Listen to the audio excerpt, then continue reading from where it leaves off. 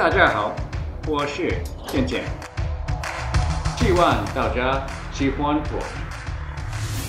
大家好，欢迎收看本期的区块链观察，我是刘欢。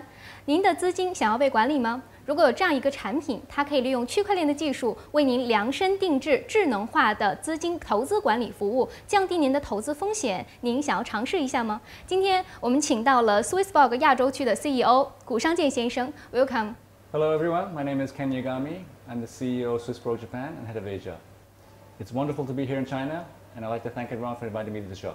是什么原因让您选择从银行业跨界，我们来到了区块链呢？ So you have 20 years plus of financial experience, and what brought you into the blockchain field? So, as you mentioned, I have 20 years of experience as a trader. I traded fixed income, I traded stocks, I traded derivatives. But I realized that we had reached the limitations of this growth.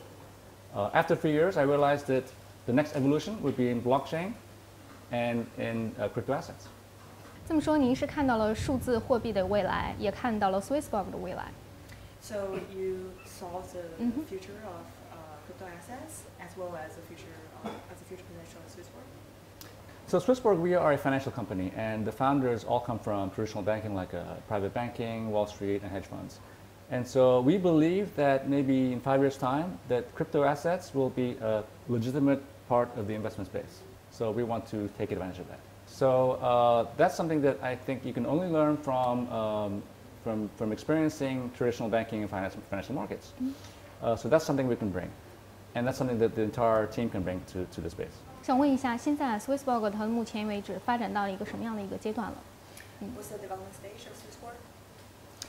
So we just started the company in January of this year, and we are working very hard to deliver the products that we promised. And so the majority of our efforts going into development. We're also doing a lot of marketing, and we hope to be able to deliver our products early next year. And once we deliver those products, we hope to onboard as many customers as possible and grow the ecosystem and get bigger over the next 2 to 5 years.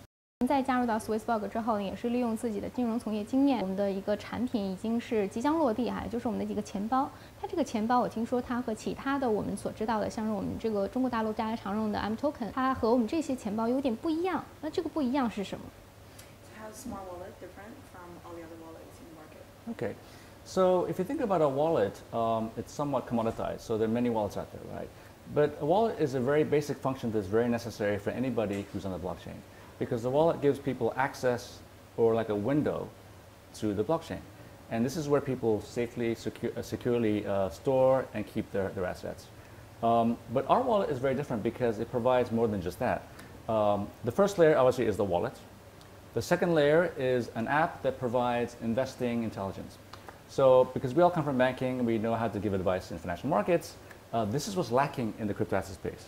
And in the app, we can provide those advice, robo-advisory, market research, technical analysis, and many different kinds of investment products that there are few of out there right now. And the third layer that's important in the smart wallet is the technology. Within the app, it will give people access to multiple exchanges so that they can actually transact and get the best price of crypto assets, as well as executing baskets or indices of crypto portfolios. And as well as managing the portfolios, managing the assets, and all in a system that has very robust infrastructure. One of the problems with the crypto asset space now is that it's very fragmented, and the infrastructure isn't that great. And so we're working to build a system that has institutional grade infrastructure that will be able to facilitate the kind of mass adoption we expect to see in crypto assets. So the swissborg indices are something that we developed internally, and we want to become the benchmark for the crypto index market. So for example, we have a SB20 index, and it's a basket of the top 20 cryptocurrencies, and people can track the performance of the entire market. Currently, you can view this on the website, but in the future, people will be able to directly invest into these indices. 那我知道，其实在今年年初也是发行了你们的令牌。我听说这个令牌也是独辟蹊径，有别于其他的令牌。What is HSB and could you explain more about the Sure. So our philosophy is that we want to bring back democracy and we want to bring back accessibility and we want to bring that the community-centric approach to the financial ecosystem. And the heart of that is our token. Of course, in a token economy, the token gives people access to the services within the ecosystem. But that's not it. We have a system in place called the referendum.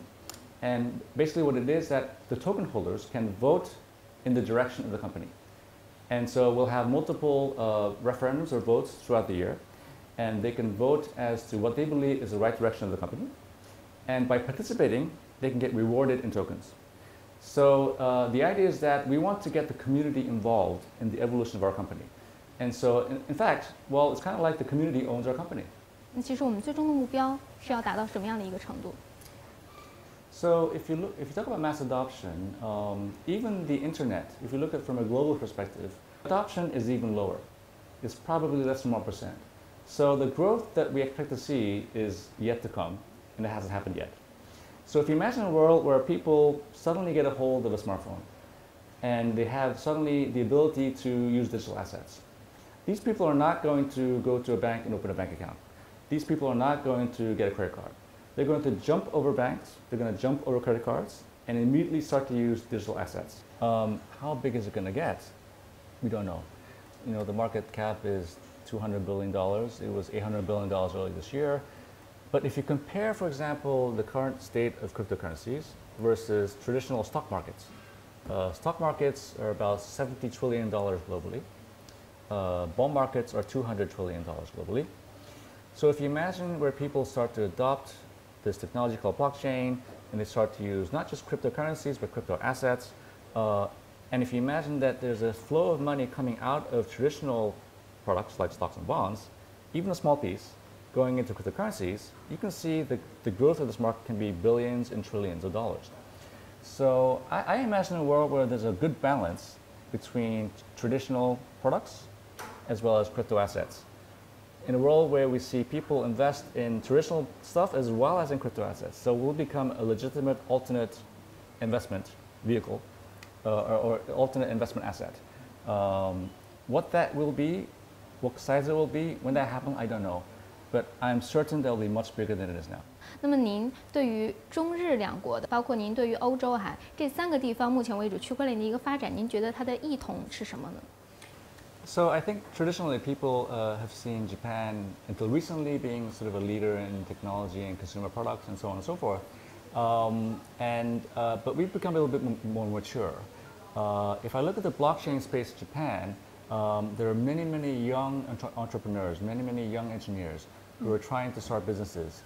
But I think in Japan it's a little bit more difficult because you don't have a very strong venture capital kind of environment. And the population is very older, so they're not very accepting of new things. And so then we look at our neighbors like China, and it definitely seems like they're obviously much bigger, and they are much more ahead in terms of implementing new technologies, trying new things. And so although in Japan there's a young population that's trying very hard, I think there's a lot for us to learn from China, and that's one of the reasons why we're here. And I think our strength is that we're in Japan, so we can learn from Japan as well as our neighbors China, and our headquarters in Switzerland, which is kind of more like a leader in terms of regulation in blockchain cryptos as well. 正如您所说其实日本的一些它区块链发展虽然说是时间比较短，但是我们中国的很多项目方它也非常看好日本的区块链的这个交易市场也有很多的我们的中国的项目方也想要进入到日本的市场。那对于这些项目方能给一些建议吗？ What advice would you give to Chinese blockchain projects that aim to enter Japan? So in the blockchain space in Japan, it's kind of a small world, and so everybody knows each other. And so what we do is we really help each other out in terms of networking and marketing and so on and so forth. So one of the things that we do is we have a lot of people who come from overseas who want us to help them market and network in Japan. And so that's very important because you have to know the people here locally, you have to know the language. And what we do is in return for that, in return for us helping them, they help us a lot, for example, here in China. So getting to know people, making friends, networking is very, very important. 现在也就是我们常说的，现在是处于熊市。那么在处于熊市的一个过程当中，我们也不知道未来处于在这个阶段，多久也难以预计牛市什么时候会来哈。那对于现在啊，对于一些我们的持币人来说的话，他应该怎么样投资能够让自己获得更好的收益？I think that it will take maybe another 3 to 6 months for people to get over whatever the losses and the pains that we've seen over the last maybe 6 to 9 months, and get back to the idea that there is a fundamental technology that is strong, and that there is a potential for this market to grow. And in a way, I think that it will take some time, but when the maturity comes back, when the intelligence comes back, there'll be more sustainable long-term growth. swissborg 为什么选择要进入中国市场？我们在中国市场最想收获的是什么？ So why did swissborg come to China this time? What are we looking for in this market? So for us, our biggest community is in Japan and in Europe. But we obviously want to grow the community, and we know that China is a very exciting place, and we know there's big chances for us to grow it even more. So this is our next big challenge, and that's why we're here, and we're very excited. And the other thing is, according to Amber, the Kentucky Fried Chicken here is very good, so I'm very excited to visit one. 中国的美食还是博大精深的，也希望您能够在中国上海能够品尝一下地道的中国美味。OK， 也非常感谢您今天做客我们的演播室，谢谢。